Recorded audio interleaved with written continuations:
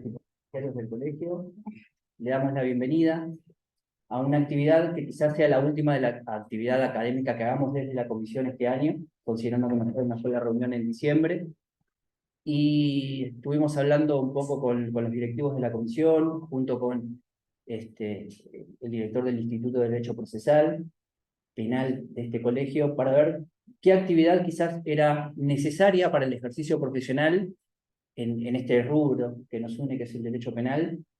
Y por lo general, entre tantas consultas que por ahí nos vienen al área de ejercicio profesional y tantos temas que por ahí hemos hablado en la comisión, una temática bastante importante hoy en el proceso penal, independientemente del estado procesal de la causa, sea que sea en instrucción, en etapa intermedia, o en juicio, una cuestión de suma importancia y trascendencia es el tema de la prueba.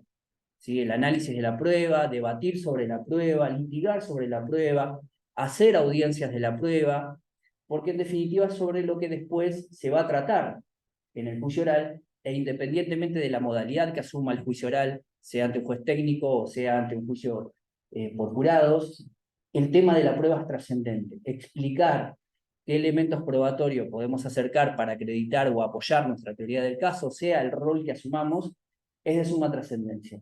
Pero no solamente es exponer una prueba, sino que trabajarla, dialogarla, consensuarla. Justamente recién hablábamos en off la posibilidad de acordar en algunas audiencias o hacer estipulaciones con respecto a determinada prueba que es superflua en un juicio oral, no saca tiempo, no saca el objetivo por el cual estamos preparando muchas veces nuestra teoría del caso, sea para una acusación, sea para una defensa o para sostener incluso la postura de un particular damnificado. Pensando quién podía darnos una capacitación sobre prueba, charlando sobre todo con Fer Palazzo, que es miembro junto conmigo de la comisión, se nos ocurrió, y a propuesta de Fer sobre todo, traer a alguien que verdaderamente es un exponente de toda esta cuestión, es una persona que además de estar siempre al pie de cañón cuando se lo convoca para hacer alguna actividad, no solamente en el colegio, también hablo por parte de la facultad de la Universidad Nacional de La Plata, siempre el doctor Casio gentil y desinteresadamente se presta a cualquiera de estas aventuras jurídicas que planteamos, así que por mi parte, por parte de la comisión, doctor, le damos la bienvenida nuevamente, el agradecimiento por formar parte de este tipo de capacitaciones o actividades académicas. También lo abro en nombre del Instituto de Derecho Procesal, a cargo del doctor Danillo Fernández, y queríamos antes de arrancar hacerle una presentación formal como debe ser, y bueno, yo por lo menos me voy a sentar para poder escucharlo, porque en esta me voy a capacitar. ¿Sí? Le agradezco mucho. Y gracias a todos por venir. Muchas gracias. Gracias, doctor Casio, por venir a nuestro querido colegio. El doctor Casio es juez de la Cámara Penal de la Sala Primera de Quilmes. Te cedo la palabra y yo también te quiero escuchar atentamente. Bueno, yo me voy a parar porque me manejo mejor parado y un poco más distendido. Me parece que la idea de este tipo de actividades es acercarnos y poder hacerlo más tipo taller o participativo con ustedes en la medida que tengan interés. Sí, primero que nada, yo quiero agradecer la invitación, que no es la primera vez que vengo, y realmente para mí es un placer que todavía me sigan llamando para seguir conversando con ustedes todos estos temas que me parece que siguen siendo de particular interés. ¿Sí? Les agradezco profundamente la invitación. Para mí es un gusto venir acá y a tantos otros lugares donde sigo yendo todavía. Y siempre me parece importante encontrarnos, ver bastante gente interesada, un miércoles a la tarde con este día lindo, poder hablar de algunas cuestiones que me parece tan importantes desde hace tiempo, y parecería que de acá para adelante, si no nos empezamos a capacitar, y me parece que esto es clave, va a ser muy difícil poder producir algunos cambios, o poder litigar en un sistema verdaderamente acusatorio, adversarial, con todos nos llenamos la boca, pero parecería que en la práctica poco y nada tiene de eso. Y me parece que un motorcito muy importante en todo esto, por no decir uno de los más importantes, son los abogados particulares. Yo trabajo en el Poder Judicial hace muchísimos años Recién ahora empezamos a tener un poco más de capacitaciones. De paréntesis, parece que las únicas capacitaciones que recibimos tienen que ver con cuestiones vinculadas al género femenino. Vamos a empezar a hablar con un poco más de propiedad, yo suelo ser bastante exigente en eso, porque géneros hay muchos. Género femenino. Cuando hablamos de femicidio es el homicidio de una mujer. Feminicidio es el homicidio de una mujer vinculada con una cuestión de violencia de género femenino. Es decir, femicidio es matar a una mujer, pero no por el hecho de ser mujer, como parricidio es el padre, filicidio es el hijo, y así. Feminicidio parecería que es la palabra más precisa para identificar a un hombre que mata a una mujer por una cuestión vinculada con menospreciar a la mujer, objetivarla, etcétera, etcétera, etcétera. Pero bueno, digo, capacitaciones de esas hay muchas, y me parece que hoy todos los que están trabajando en la profesión ven que como que la cosa está en un péndulo bastante arriba, y me parece que en algún momento se va a acomodar, pero como todas las cosas, siempre todo esto lleva tiempo. Lo digo porque está llena de capacitaciones que tienen vinculación con el género femenino, el tema del juicio por jurados, hay que haber instrucciones vinculadas con el género, etcétera, femenino, insisto. Capacitaciones que nosotros venimos teniendo y que hasta se ha llegado a pensar que los potenciales jurados en el juicio por jurados deberían tener una capacitación sobre la ley Micaela. Es inconveniente lo que yo estoy diciendo, pero no comparto en más mínimo que un potencial jurado lego, un almacenero, antes de decidir una cuestión de sentido común, con las instrucciones que da el juez, tenga que hacer una capacitación sobre la ley Micaela. Digamos que los que trabajamos para el Estado, bueno, tenemos la obligación de hacerlo y lo hacemos. Sí, perfecto, listo, pero pedirle a una persona común que haga eso no me parece que sea correcto. Los tiempos que corren es todo lo contrario de lo que estoy diciendo. ¿Sí? Y tampoco creo conveniente, desde mi punto de vista, que haya instrucciones específicas a cómo debe ser valorada la prueba en cuestiones donde se está acusando a una persona de haber matado a otra, por ejemplo, o de haber abusado de alguien sexualmente vinculado con cuestiones de género femenino. No me parece que sea la forma, me parece que sí tenemos que juzgar con perspectiva de género, pero me parece que pasa por otro lado.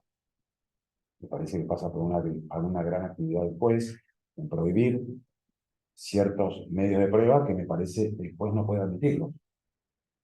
Doy un ejemplo y ya me meto sobre, pero todo está vinculado cuando estamos hablando y me quieren interrumpir, preguntarme con todo gusto. No venía a hablar de género, pero me parece que una pequeña postilla vale porque me parece que lo que está hoy ahí. Si un juez permitiría en una audiencia preliminar, que es lo que vamos a hablar ahora, por ejemplo, que la defensa plantee hablar sobre la conducta sexual anterior de la víctima, que pongamos a alguien que fue víctima de un abuso sexual, la conducta sexual anterior de la víctima. ¿Eso se puede permitir o no se puede permitir? Eso me parece que tiene que ser después. Que tiene que decir sí o no. A mí me preguntan, la mayoría de las veces yo puedo decir depende. Entonces todo el mundo se horroriza y dice, ¿cómo depende? Puede decir que no, depende. Porque si la estrategia de la defensa tiene que ver con una cuestión, pongamos, ¿no? Eso es muy casuístico. Por eso no hay una respuesta única. Y todo lo que yo digo acá es así. Es una opinión. ¿Sí? Pero puede ser que la defensa quiera hablar sobre un tema que tenga que ver con la experiencia sexual de la víctima. Se está hablando sobre la experiencia sexual. Y eso es la controversia. ¿Qué otra forma tendría la defensa de traer a alguien o traer algo que tenga que ver si la víctima, si la víctima, en este caso la víctima, tiene? Depende del caso. Por supuesto que otros casos no. Parecería que la idea, la regla sería no, excepcionalmente sí. Tenemos que ver el caso. Y es más, si yo quiero hablar de un tema para que se juzgue con perspectiva de género, me parece que las partes tranquilamente podrían traer un psicólogo o un especialista a contar lo que es la violencia de género femenino y contar qué es lo que pasó en ese caso puntual, ¿sí? Vinculado con ese caso para que el jurado después decida en todo ese marco, que sepan cómo es el ciclo de violencia, etcétera, etcétera, etcétera, y evaluar después la prueba a partir de allí. ¿Sí? Fíjense, No es que no se juzga con perspectiva de género, sí, pero me parece que las partes, en este caso el Ministerio Público Fiscal o la PDI, podrían traer tranquilamente a un psicólogo para que cuente qué es la violencia de género femenino. ¿No? Bueno, la violencia de género femenino, esto, ciclo de violencia. Y después de escuchar la declaración de los testigos o de la víctima o de quien fuese, vamos a saber si estamos ante un caso donde se aplica esto o no. No decirles ustedes tienen que decidir de esta forma. Es mi opinión. Es minoritaria. Esto yo no lo dije nunca y si está editado nunca lo dije, pero me parece que es por donde pasa. ¿Sí? Hoy parecería que es un tema que está allá arriba y lo vemos todos los que trabajamos de un lado o del otro con la cantidad de situaciones que tienen que ver con violencia de género femenino. Algunas tienen que ver, otras que no. Parecería que cada vez que hay una mujer víctima, siempre hay un caso de violencia de género femenino. Y no necesariamente sí. Hay muchos que sí. También hay muchas cuestiones terminológicas, ¿no? Hablar de mujer víctima también está, digamos, ya abonando sobre el resultado del proceso, digamos. Una persona es denunciante y atraviesa todo un proceso para que una vez que se dicta sentencia, se establece autoría, responsabilidad, materialidad, calificación legal, y va a haber un autor del hecho y una víctima del hecho. Pero también la terminología de víctima ya coloca, ya es significativa. Recién ahí va a ser víctima. Una vez que haya por lo menos una condena, por lo menos una condena, no digamos que esté firme, por lo menos una condena, esta persona es víctima. Hasta ese momento parecería, nosotros tratamos de hacerlo y marchar mucho con eso, presunta víctima, denunciada víctima. No porque no lo sea, puede ser que sí, pero estoy dando por citado que ya es víctima y me parece que eso se adquiere una vez que por lo menos hay una sentencia firme. Lo mismo ¿Sí? Firme o no firme, se puede quedar, o con una sentencia. Pero bueno, un pronunciamiento judicial que digo, esta persona ha sido víctima. Y después vemos cómo termina el caso, no importa. Perdón, en las medidas de investigación también puede ser la víctima antes de que se dicte sentencia y aún habiéndose dictado sentencia también. Cuando se corre, lamentablemente los abogados muchas veces estamos afectados y sí, de la humanidad. Es que la nueva ley de víctimas trae un montón de inconvenientes que tienen que ver con este tipo de situaciones. ¿Sí? Si bien hay cosas que están muy bien, parecería que otras, que hasta, si se quiere, hasta perjudican al Ministerio Público Fiscal. Pues si yo tengo al lado, sentado a alguien que va a decir a todo que no, intereses hasta pueden ser distintos.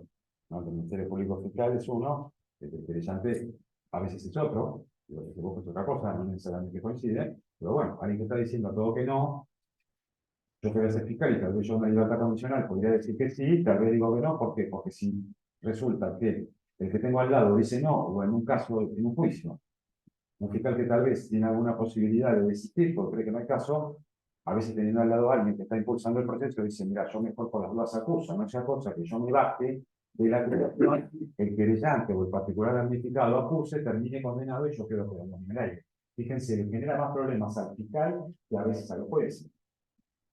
No necesariamente. Ni hablar la defensa, que parecería que en esta etapa del proceso sigue estando en inferioridad de condición. Pero no importa. No era lo que yo quería hablar. Simplemente quiero ajustar la terminología. Violencia de género femenino me parece que lo correcto, feminicidio es lo correcto, y las capacitaciones que nosotros tenemos dentro del Poder Judicial tienen que ver la mayoría con ese tipo de situaciones. Está muy bien, pero hay muchos temas que podemos sacar. Retomando un poco y yendo al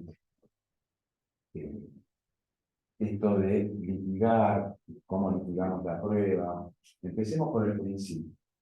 ¿Sí? Yo creo fundamentalmente que, primero, en un proceso acusatorio, de quinta adversarial, como quieran llamarlo, lo central es el juicio, ¿no? Lo central es el juicio. Yo hago todo, con todos los cursos de, seguramente, litigación que ustedes han tomado, todo se hace en miras al juicio. Yo tengo que pensar mi caso como si fuera juicio. Después, si no llega a juicio, es otro tema, pero yo tengo que prepararme como para un juicio. Tal vez en ese derrotero yo descubro que tengo un buen caso para una mediación, una conciliación, un juicio abreviado, una suspensión de juicio, pero siempre mirando el juicio como frutilla del postre. ¿Sí? Si después no vamos a juicio, habrá otras alternativas, pero siempre tengo que pensarlo para ir a juicio. Por ahí mi estrategia es no llegar nunca a juicio. No por eso voy a matar al objetivo de cargo, ni por eso me voy a robar el expediente, entre paréntesis, porque todavía estamos en el expediente. No, ese es otro. Yo vengo a tirar ideas. El expediente digital no deja de decirme que recién cuando venía para acá, pasé por una línea, el expediente electrónico. No. Maravilloso. Claro, el expediente electrónico, el expediente digital es exactamente lo mismo, Lo que pasa es que está en la computadora, pero no dejamos de estar en el expediente. Si nosotros hablamos de un proceso verdaderamente acusatorio, y esto creo que es muy importante, si se van con esta idea, yo me voy más que satisfecho. En un procedimiento acusatorio, lo central es el juicio, y sobre todo, ¿cuál es el tinte característico? La oralidad. Pero la realidad no es el expediente. Esto no quiere decir, la gente confunde que en los sistemas acusatorios, por ejemplo, del mundo anglosajón, no haya cosas escritas. Está llena de cosas escritas. Lo que no hay es el expediente como nosotros nos aferramos desde el modelo inquisitivo, que no voy a hablar de eso ahora. Pero el expediente digital, el expediente electrónico es exactamente lo mismo. A mí me causa gracia, no, ahora tenemos el expediente digital, pero pasamos del papel ahí. Y como no se ve bien o no se carga bien, tenemos que imprimir el papel y lo tenemos. Un dislate, para mí un verdadero dislate. Cuando en realidad todo esto debe ser resuelto en audiencias, en un montón de audiencias de distinto calibre, no todas las audiencias son iguales.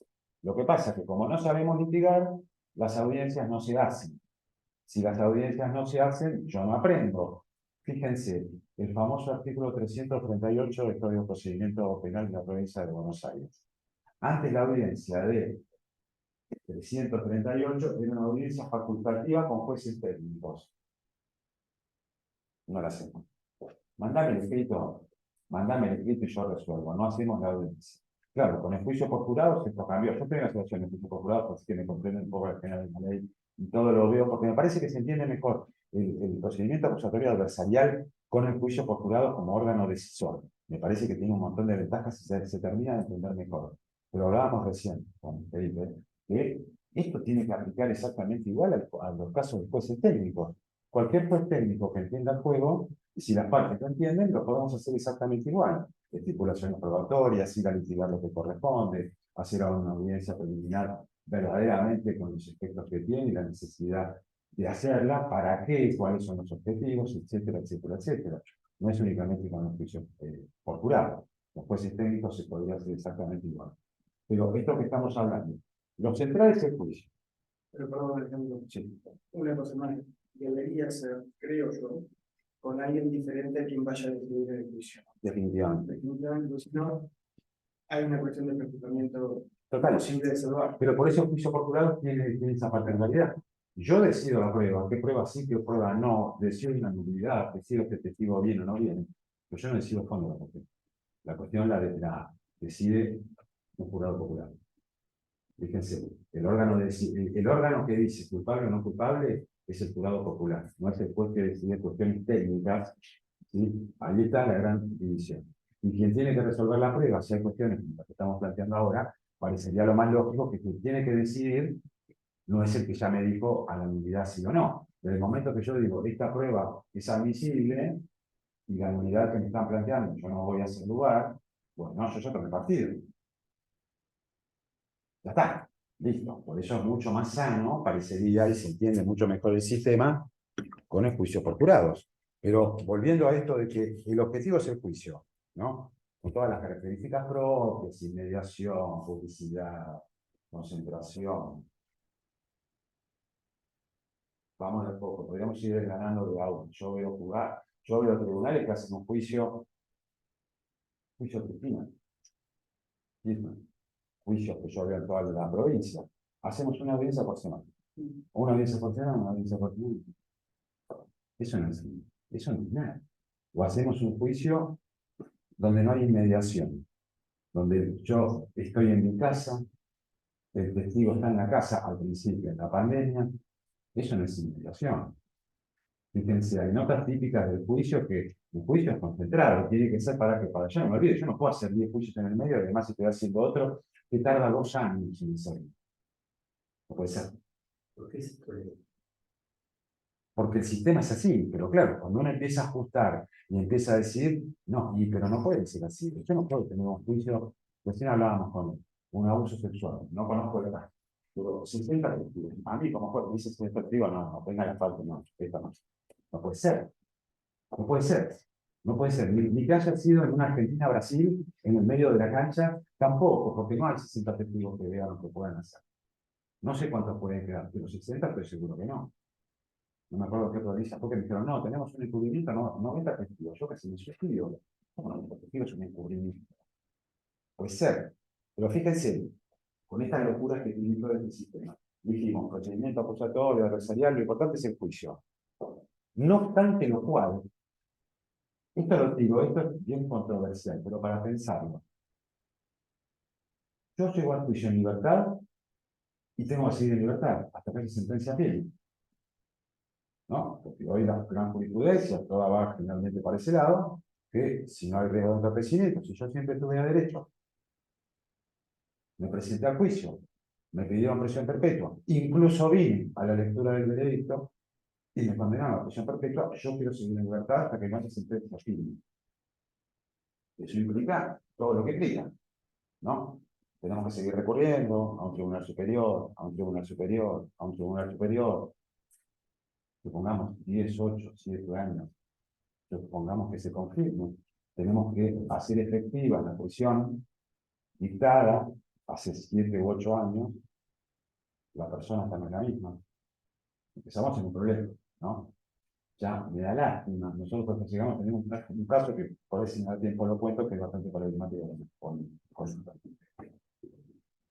pero, desde mi punto de vista, creo que tenemos que ser laxos, bastante laxos, yo trato de serlo. Yo estoy durante la investigación. La persona tiene que estar en libertad, ese es el principio, salvo que esté demostrado claramente un indicio de fuga o entorpecimiento. Los dos al mismo tiempo muy difícil. Si me voy a jugar, no voy a entorpecer, pero bueno, tendría que probarlo si era cuestión de prueba. Pero eso sí, y me parece que esto sería un giro copernicano que me parece que tenemos que empezar a pensarlo. No lo pienso yo solo, yo tomo muchas cosas de Pérez Barberá, que es un autor muy interesante, que tiene esta misma posición, yo lo tengo escrito también, o con base en lo que él dice, pero me parece que son una persona llega a juicio en libertad, lo condenan a prisión perpetua o la pena que sea, de cumplimiento efectivo, ya tiene que empezar a cumplir. Porque resulta que, en realidad, si el juicio oral es lo importante, le estamos dando más trascendencia a los órganos revisores que a los que hicieron el propio juicio. Los que hicieron el propio juicio tuvieron la inmediación. Que pongamos 3 jueces o un jurado. A nadie se le ocurre en Estados Unidos que una persona que entra, caso Weinstein, ¿sí? Weinstein, uno de los primeros de temas de violencia de género, femenino, etcétera, etcétera, llegó en libertad y se fue con ese pasaporte. Y a nadie se le ocurre decir que le dieron una cantidad de años importante. Una cosa es el derecho a recurso, otra cosa es el principio de inocencia. Eso hay que trabajarlo. A mi modo de ver, eso hace que los procesos sean interminables. Esto de sentencia firme. Sentencia firme. Está bien, pero yo con la sentencia firme tengo recurso de revisión. O sea que la sentencia firme, medio relativo, ¿no? Está bien, en un momento hay que poner un corte. Pero, ¿cuántas instancias? Algunos dicen, no, por lo menos que haya una segunda instancia. A lo cual yo diría, si es para más seguridad, que lo de esos 4. Que mejor que lo vean 3 jueces, 5 jueces después con las cortes, qué sé yo. Fíjense, también es un tema que tenemos que empezar a pensar. Lo dejo como para pensarlo. La ejecución inmediata de una pena privativa de libertad luego de un juicio. Y después vemos, porque puede ser que la persona esté enferma y yo le pueda dar una justificación. Puede ser un montón de cuestiones, pero hace también a la credibilidad de un sistema. Imagínense ustedes que una persona es juzgada, le piden prisión perpetua, supongamos, el tribunal o el jurado lo condena a perpetua y la persona se va a la casa como nada. La gente lo primero que dice es cierto. No es cierto. No puede ser. Si fue imputado antes que yo. Claro, es así. Entonces, me parece que son cosas que tenemos que empezar a pensar. Y tiene un montón de efectos múltiples, no importa, porque esta es una cuestión bastante puntual, bastante temática, bastante dogmática. Para mí, después de una condena, ya no hay una cuestión de prisión preventiva. Esto es mío. Ya no hay riesgo de fuga o entorpecimiento. Porque si ustedes vean y lean todos los pronunciamientos, después de una persona que vino sin virtud a derecho, yo no puedo decir que no se sometió a proceso. Ese argumento no lo puedo utilizar. ¿Se dio a la fuga? No, si yo siempre vi. Entorpecí, yo estoy acá, yo jamás coaccioné a ningún testigo, ni dije absolutamente nada. La única razón, ¿cuál es cuando yo detengo a una persona después de un juicio? La pena.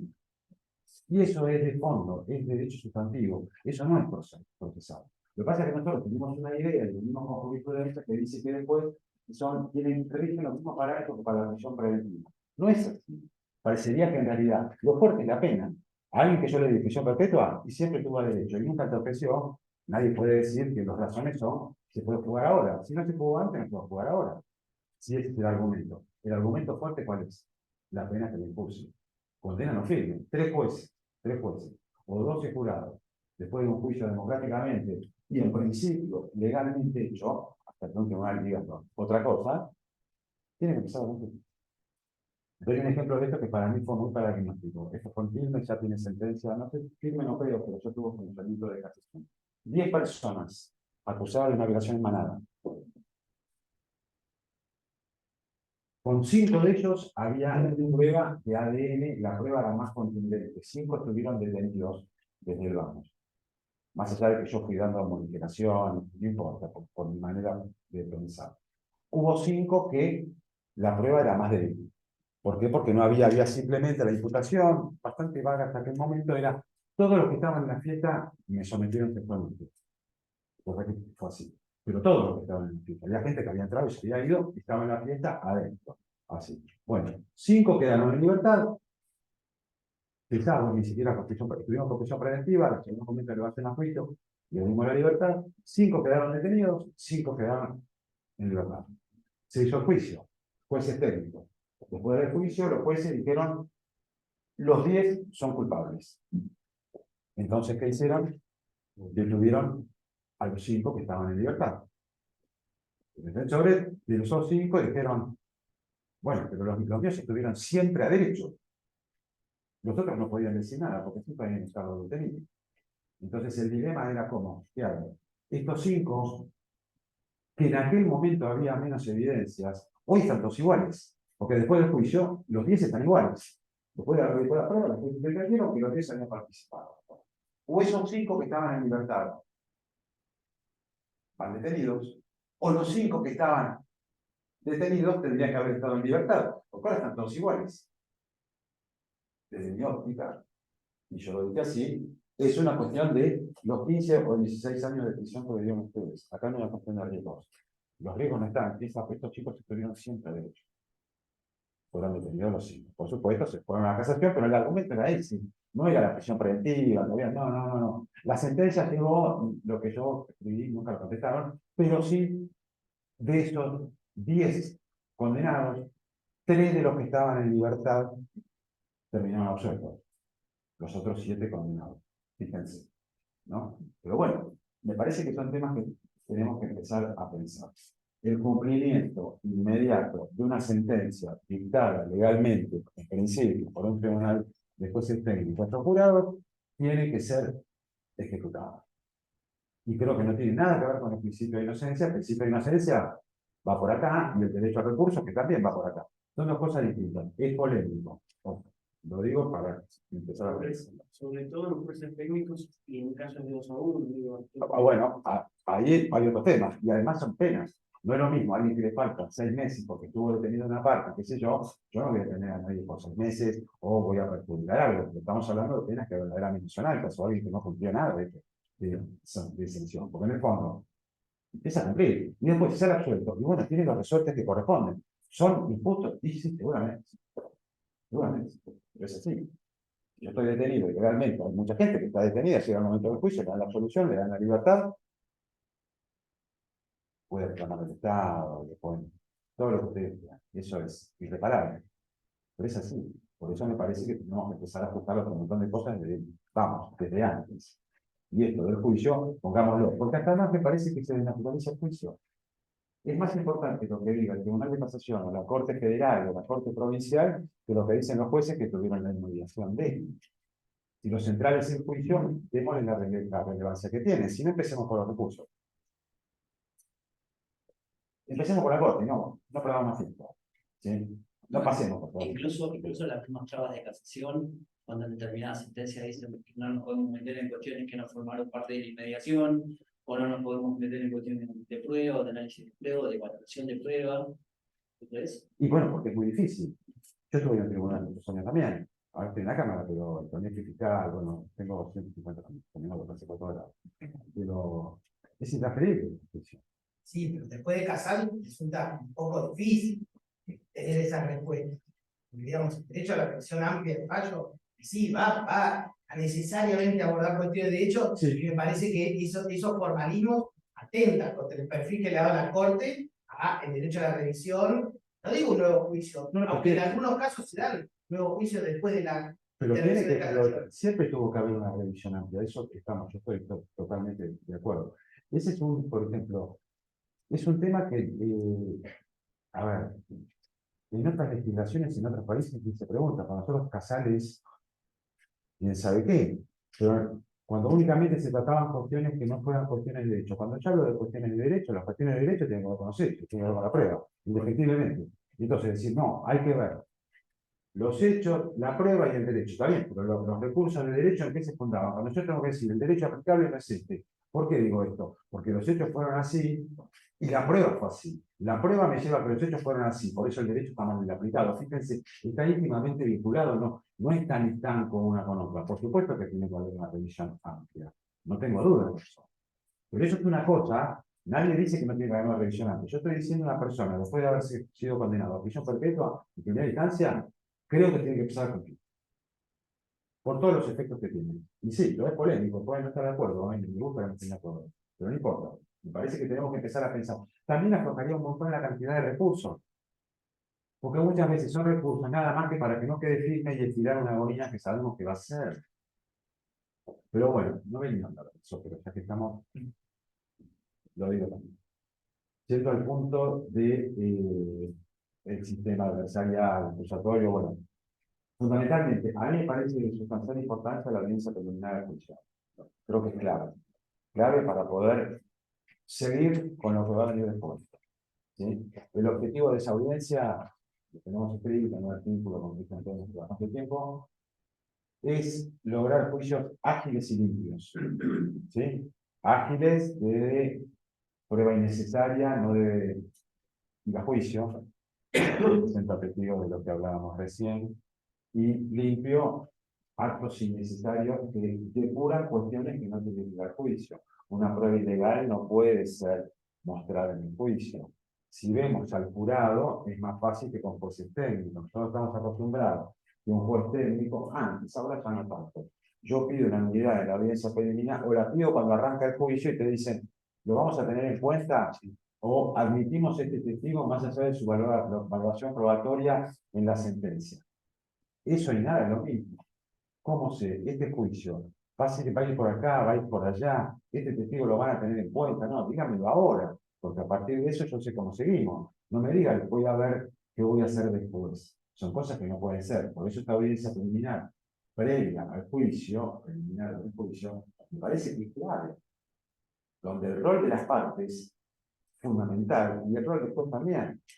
En el fondo, esta audiencia, dijimos, agilidad y limpieza, es fijar el eje de la controversia, qué es lo que se va a controvertir y cuál es la admisión de qué pruebas van a ser utilizadas para el juicio. Ni más ni menos que eso. ¿Sí? Para eso tengo que tener partes que conozcan cuál es su teoría del caso, qué es lo que están buscando. Finalmente, lo vemos en la práctica, de un lado y del otro.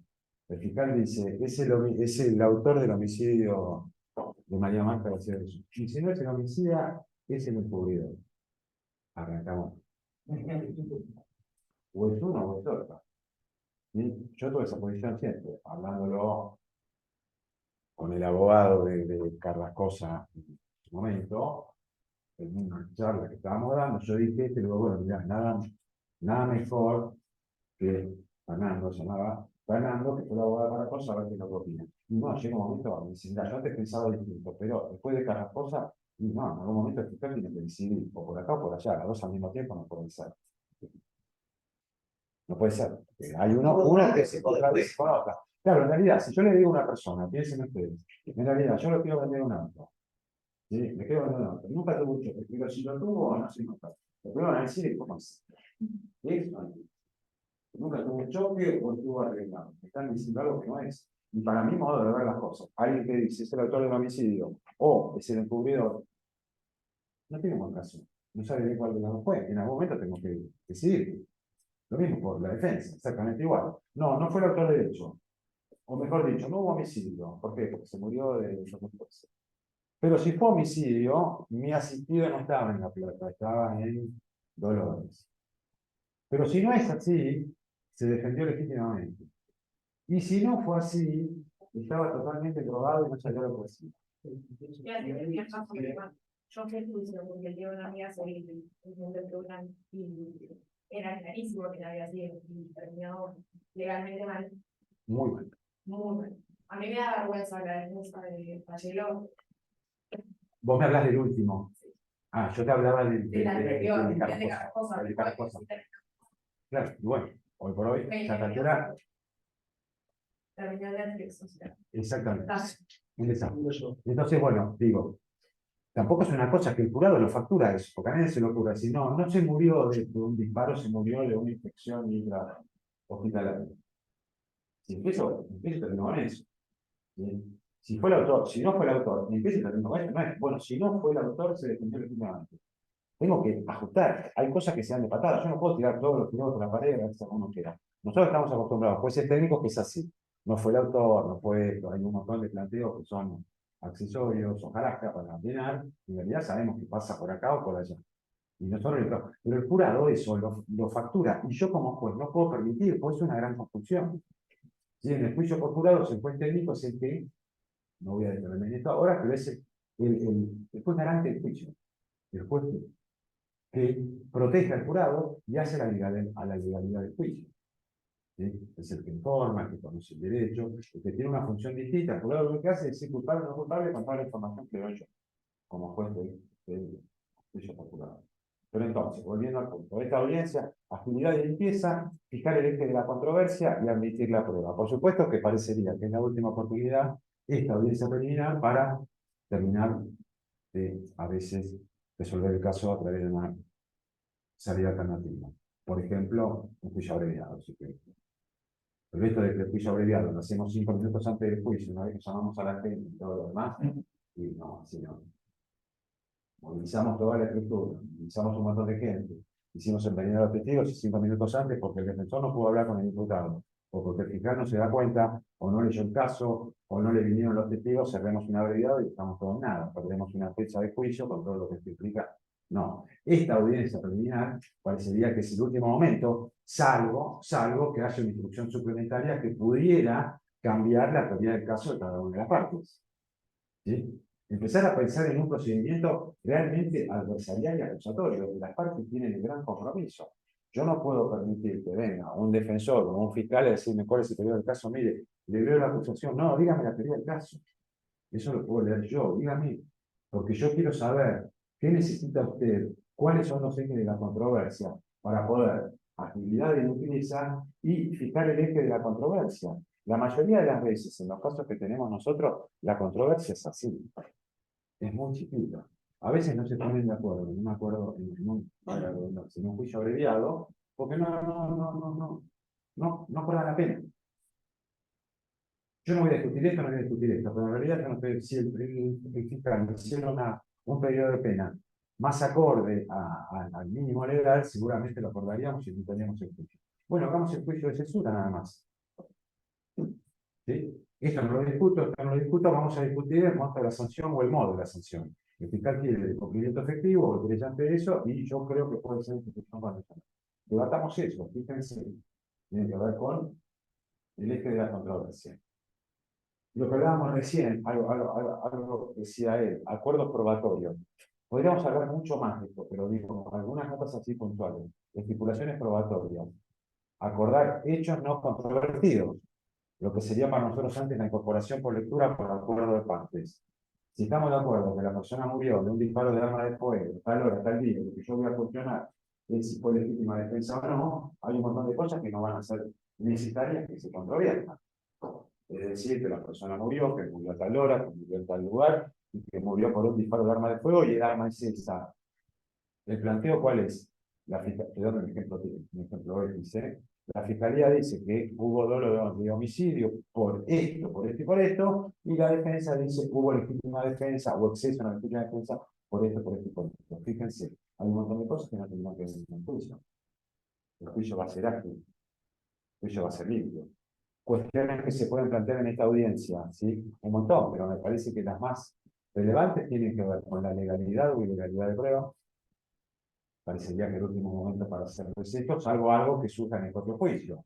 Pero si yo tengo que plantear la nulidad, en realidad, la exclusión probatoria, vamos a hablar con la exclusión probatoria del arma secuestrada en la casa del imputado porque la policía ingresó ilegalmente, es decir, sin autorización. Ese sería el planteo de la defensa. El arma no puede ser utilizada, no puede ser oponible porque se hizo violando normas que establecen que el proceso, esa diligencia se hace de otra forma, autorización no puede, etcétera, etcétera, etcétera.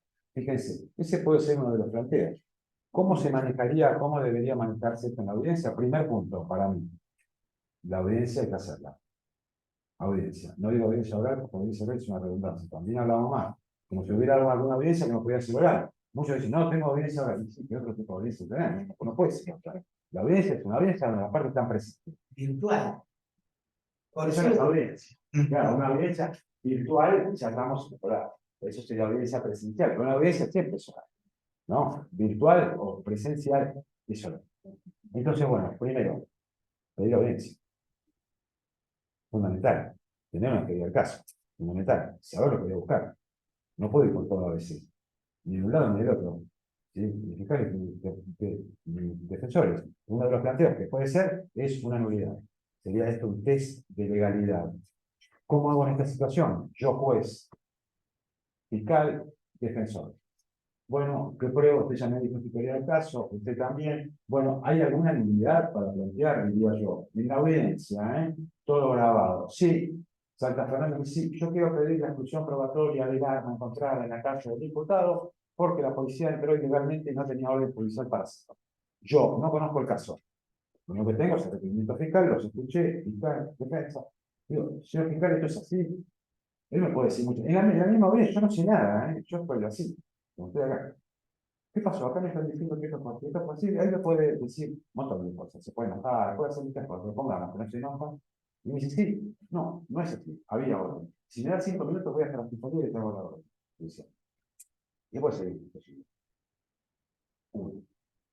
A lo cual, si bien me la trae, por ahí el otro día, digo, bueno, no vaya ahora, sigamos con otras cosas, seguimos, me la trae, con un defensor le digo, ¿cómo se llama? No, lo que pasa es que no lo vi, no estaba agregado el expediente. No, empezamos con el catálogo de excusas que siempre tenemos todos los operadores judiciales, no hay un plan de defensores, todo.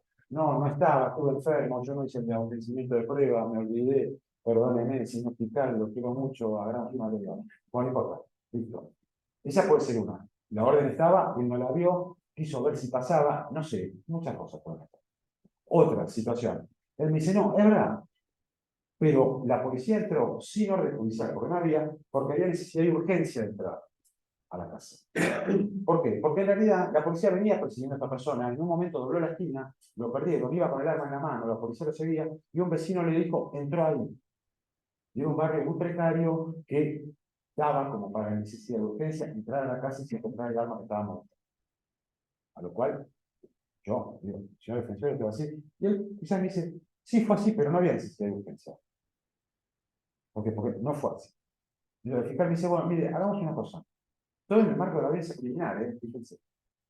Podemos traer a los dos policías que lo seguían, al imputado y al vecino, para ver el marco fáctico de dónde pasó esto. No para hablar si el imputado fue el autor del hecho o no. Simplemente para ver si el ingreso puede ser validado o no. Por supuesto, los policías y los testigos no están acá. Bueno, ¿cuánto piensa? Yo creo que por ahí 2 días yo puedo. Si los policías están detenidos, por ahí los puedo traer pronto, pero si no voy a traer por estar en otro lado. El vecino se mudó porque tiene terror, no sé, no importa, pero bueno, que pongamos. Bueno, nos encontramos dentro de 2 días, 3 días, y lo único que hacemos es, ustedes dos, interrogando, nada más que sobre ese punto. Si el ingreso, ¿cómo fue la situación fáctica por la cual la policía ingresó sin orden?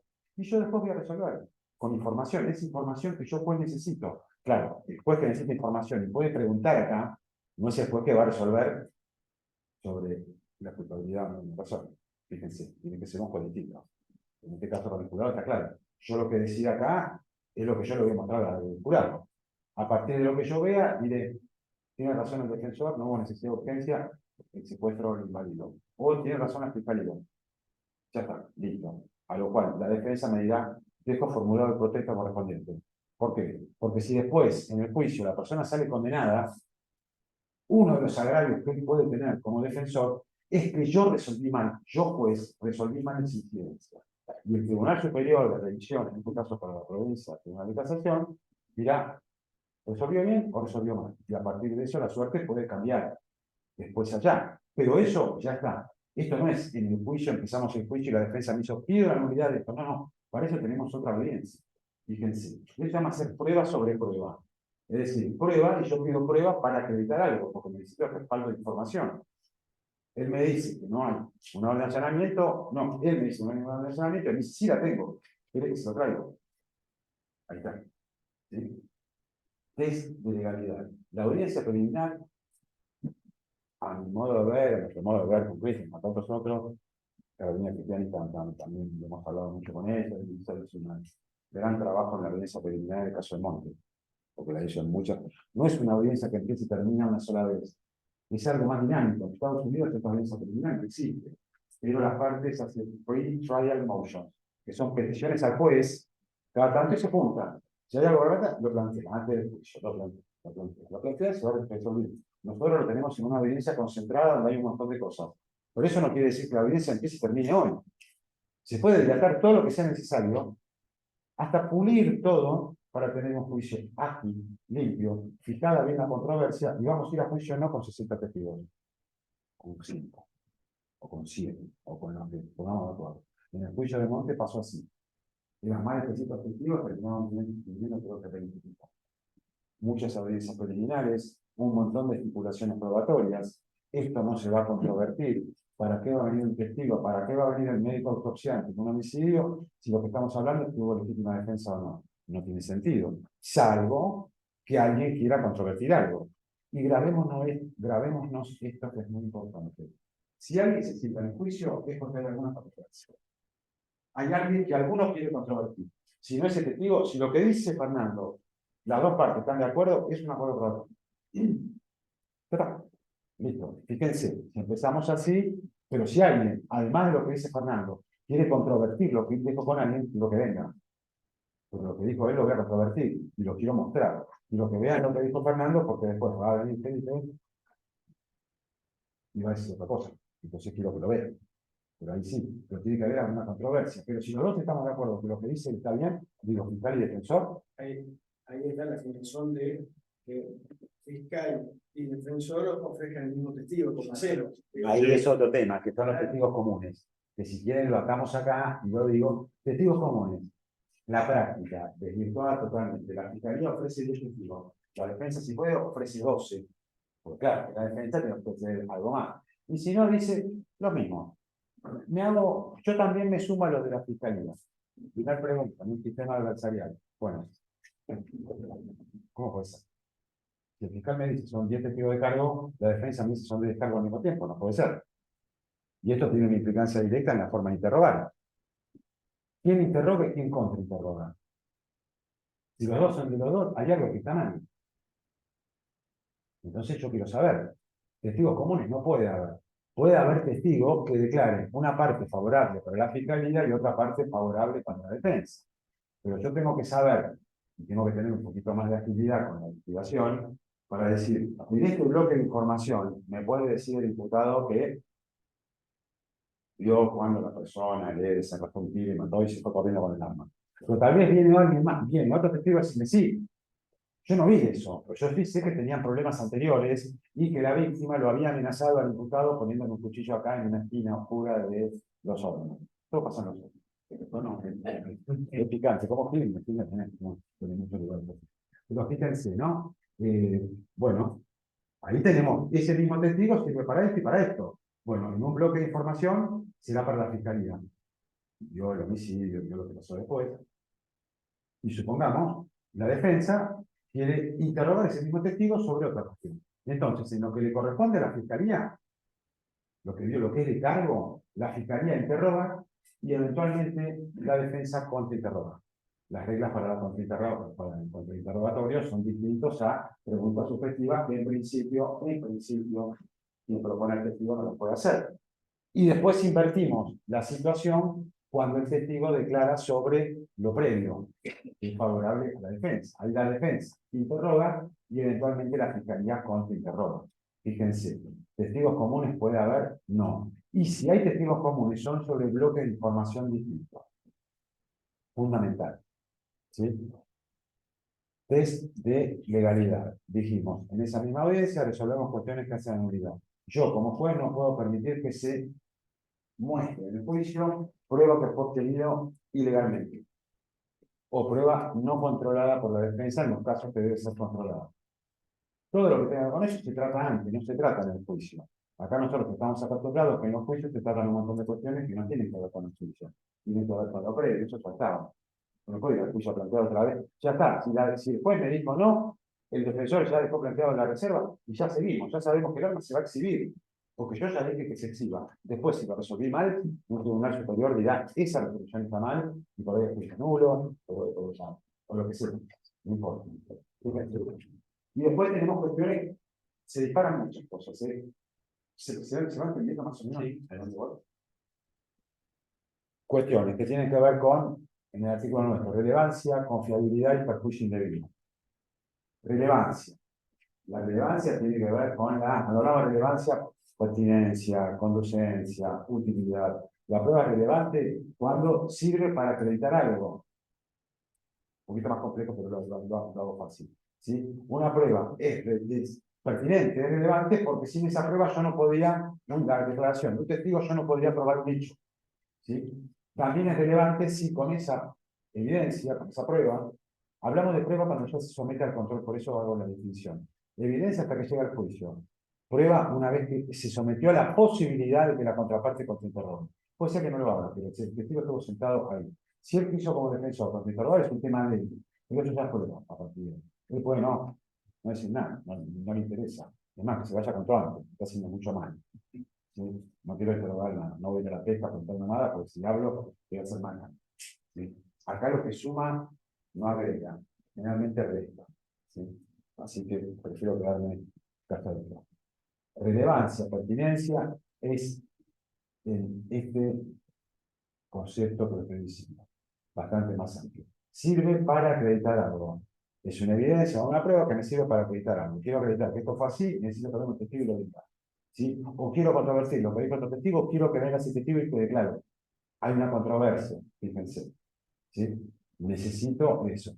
La prueba es relevante, bueno, pero hay pruebas que no puede ser admitida porque no es relevante. Por ejemplo, un testigo que venga a dar opinión, ¿puede venir? No. Yo como juez preguntaría, bueno, hay testigos, ¿qué va a decir el testigo? No, es un testigo presencial del derecho, fantástico, no. Bien, ese testigo es pertinente, parecería que es admisible, ¿no? Pero puede ser, no, el testigo que va a dar lo que a él le parece. No, eso no. El testigo está para dar su opinión en el perito. El testigo tiene que contar lo que yo bajo su sentido, no lo que escuchó. Algunas cuestiones que ya vamos a ver después que tienen que ver con la confiabilidad. ¿Sí? Cuestiones que hacen a la relevancia. Esto es más sencillo.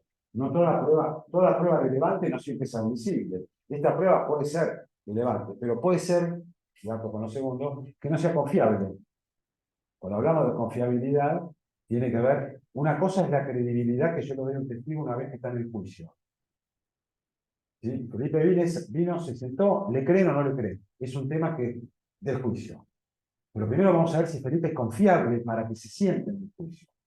¿Sí? Confiable significa que una prueba tenga cierto grado de fiabilidad, es decir, que tenga cierto grado de seriedad, que una persona, en este caso el jurado, pero también para los jueces técnicos, pueda tomarlo como cierto, lo que está diciendo. Si una persona promedio, ¿sí? Ejemplo de esto, algunos burdos, otros no tanto, y perlitas al margen acá. Pasó en La Plata, ¿sí? ¿Puede venir alguien a decir lo que dijo un cliente? No, yo le voy a contar, pues yo sé lo que pasó, porque me lo dijo. Muy bien. Yo puedo admitir que un jurado popular pueda tomar en cuenta lo que dice alguien que le dijo un vidente. ¿A ustedes les parece que eso es confiable? Yo como juez diría no. O alguien que venga y me diga, no, en realidad yo estaba con la varita detectora, y si la varita detectora me iba para allá, como era antiguamente, en el lejano oeste, que buscaban, se acuerda, buscaban oro, Si era para acá, era él, si era para acá, era otro, y me dio para allá y ese. Eso, ¿es confiable? No, no es. ¿No? O la bola de cristal me dijo que el autor fue ella. ¿Sí? ¿Es confiable eso como para poder admitir que vaya al juicio, que se siente juicio? No que sea creíble. Ahí por confiabilidades, no. No, definitivamente no. Un experto que no tiene la expertise, los conocimientos suficientes, ¿lo puedo sentar en el juicio para que dé opinión sobre algo que no conoce? Pasa todos los días. Viene un perito de acá, de parte, viene un perito de la contraparte, y después ¿qué hacemos? Vamos al perito oficial, que por ahí es obstetra. Pero como es oficial, parecería que es neutral. Y la prueba es de la parte. Yo no voy a traer un perito que venga a mentir, ¿sí? ¿Por qué? Porque del otro lado, la ciencia es una. Puede ser alguien que no esté bien informado, puede ser un montón de cosas, pero tiene que tener cierto grado de confiabilidad para aceptarlo. Te doy un ejemplo que vimos en Estados Unidos. Estando allá, haciendo las capacitaciones, fuiste postulado, en un momento el caso era un tema de mafia china. En California, muchos chinos, o sea, por época en algún momento del mundo dicen que estaban juntos, están medio cerca, pero gente rara, muchos chinos, no, pero los mismos chinos, no digo animales de bola, digo, por supuesto, ahora esto en serio, no va a pasar que fueran los asiáticos, pobres son muchos. El tema era un tema de mafia china. Los chinos que venían a California, a Los Ángeles, acá era California, venían acá, eran estafados por otros chinos que ya vivían ahí y le hacían la especie de cuento chino. Sí, le sacaban la poca plata con la que venían a instalarse. Era como una misa inocente que le hacían, ¿no? Como un cuento del tío. ¿Sí? Pero este era un procedimiento muy específico que era una mafia china. Entonces, lo que vimos nosotros fue que la fiscalía pedía que viniera a declarar en el juicio, nosotros no vimos el juicio, que viniera a declarar un investigador que era experto en ese tipo de mafias chinas y que iba a poder explicarle al jurado un procedimiento muy complejo que no lo iba a poder explicar a otra persona que no estuviera bien en el tema. Entonces, lo que vimos nosotros fue como el juez dijo, perfecto, que venga ese investigador, sentémoslo acá, y que la fiscalía y la defensa interroguen a ver qué grado de conocimiento tiene, y yo después voy a decidir si se sienta en el juicio o no. Yo voy a decir si es confiable. Eso es lo que vimos. Era un pibe joven, la verdad, muy sólido, que tenía muchos años de estar investigando este tipo de estafas. Le explicó, le preguntaron de acá, le preguntaron de allá, por supuesto, la diputada de la China, había un traductor del chino al inglés, bueno, como corresponde. Después de haber estado largas horas, después dijo, tomó su tiempo, dijo, lo voy a admitir. Creo que tiene la confiabilidad suficiente para sentarse en el juicio. Después, que le crean o no, es otro tema. Pero fíjense, confiabilidad, los expertos, no tal pie con los delitos. Creo que usamos muchísimas veces los expertos cuando ni siquiera es necesario, en mi punto de vista. ¿Sí? Peritos de confianza, lo deja también como al pasado. No, quiero que venga la psicóloga a decir que la víctima dice la verdad. No. Eso lo va a decidir el juez, o los jueces, o el jurado. Si es por eso, no necesito que venga a decir, no, porque es veraz en lo que dice, no, pero eso parecería que no. No es la misión del perito. El perito venía a decirme quién es esta persona. A partir de ahí, con toda la prueba que haya, yo voy a decidir. De lo mismo preguntarle al perito, ¿esta persona puede comprender o no? Porque acá tenemos la barra, ¿no? Puede comprender la criminalidad del acto, barra, o, no, si no comprende, no dirige. ¿Sí? O dirigió, pero eso no puede comprender. Si dirige, no, son dos cosas que dan un poco de empapada, pero bueno, no importa. El perito no está para decir eso lo decimos los jueces. Después de haber visto todo. Lo que yo quiero saber es frente a quién estoy. ¿Cómo es esta persona? ¿Cuál es su personalidad? ¿Tiene algunos inconvenientes? ¿Tiene algún tema psiquiátrico? Cuénteme quién es. Y después, en ese contexto, los jueces por jurado van a resolver. Si yo digo que la persona tiene que venir a decirme, le creo o no le creo, yo lo plantearía desde el lugar, no, momento, por eso no. Creo que la fiscalía o el querellante tendría que decir, no, quiero que venga y que cuente, porque acá hay un vicio oculto que tiene el testimonio, que ustedes lo van a escuchar, pero si no hay un experto que cuente algunas cosas, ustedes no van a entender, porque acá hay algo más que ustedes no pueden ver. Ahí parecería que sería necesario. Nosotros estamos acostumbrados con los juicios por abusos sexuales, generalmente viene la psicóloga, bien, Sí, no, verás, ya está, listo, se terminó. Está todo, se terminó. ¿Sí? Fíjense, confiabilidad. Esto también es controversial. Pero es para desarrollar y decir un poco sobre el delito, porque me parece que eso está bien. Sí, a ver, me parece que se utilizan de más. Creo que se utilizan de más porque no conocemos el tema, porque nadie sabe preguntar bien, no sabemos bien lo que estamos buscando y las resoluciones se apoyan generalmente en lo que dice el perito. Y lo que dice el perito es importante para intentar adecuar la situación, no para terminar de pero bueno, no importa. Testigo de oídos, confiabilidad. Testigo de oídos, sí o no. Testigo de oídos se quería decir lo que en el barrio se decía que el autor fue ella, el autor fue ella. ¿Sí o no? ¿Viene ese testigo o no? Un testigo que sabe, no, mira, yo de hecho no te olvidé que todo el mundo en barrio, ¿puedo meter ese testigo? La policía, no, por investigaciones realizadas sabemos que la autora fue ella. ¿Puede decir? No, alguien vino corriendo y me dijo, fue ella y se fue corriendo. No le pude tomar ni los datos, fue ella. Puede venir ese testigo de poner en juicio policía, testigo policial. Yo, en mi cabeza me hago, como reglas no, excepcionalmente sí. Porque hay muchas situaciones que se pueden dar. El testigo de oídas, el testigo de referencia es algo muy particular que tiene un montón de cuestiones y tiene un montón de bemoles. En muchos lugares, estas que estamos hablando, que son reglas de evidencia, están en compendio, son reglas de evidencia que ya están documentadas en libracos bastante importantes, compendios de resoluciones judiciales que son reglas de prueba. ¿Sí? Nosotros no lo tenemos, pero igual nosotros tenemos una vasta jurisprudencia respecto a exclusión de prueba, son cuestiones que tienen que ver con evaluación probatoria. Los frutos del árbol venenoso, también, jurisprudencia de los Estados Unidos. La fuente independiente, también. ¿Sí? El descubrimiento inevitable, también. Y voy al código nuestro, la imposibilidad de que los parientes en cierto grado declaren en contra del imputado. Es una regla de evidencia. Esto no se puede. En el otro, en la 234, 235, sí, pero se puede abstener. Hay que preguntarle si quiere que no. Son reglas de evidencia. ¿Sí? Esto sí, esto no. ¿Deberíamos tener nosotros? Posiblemente sí, seguramente con el tiempo lo tendremos, pero hoy tenemos jurisprudencia de este nivel. Pero fíjense esto que estaba hablando yo. Testigo de oídas. Hay un montón de excepciones al testigo de oídas. Si yo me pongo a contar las excepciones, parecería que la excepción sería que el testigo de oídas no. Porque son tantos que sí. Ejemplo típico. A mí me dan una puñalada. Fernando se me acerca y a una persona, ¿verdad? Yo le hablo algo en el oído, le digo, la puñalada me la dio Felipe. Él sale diciendo, ustedes no lo escucharon, pero él sale diciendo, me acaba de decir que la puñalada se la dio Felipe. ¿Sí? ¿Eres testigo de vida? Sí, yo muero. Yo no puedo declarar. Pero en ese contexto, sería importante que él viniera a declarar. En ese contexto sí. ¿Por qué? Porque él se acercó, lo vieron, e inmediatamente dijo, me acaba de decir que fue tal. Estoy dando un ejemplo extremo para que se entienda. Hay muchas excepciones, muchas. Que es muy distinto al tema del testigo que se murió. El testigo se murió, declaró, no declaró nunca. Estamos en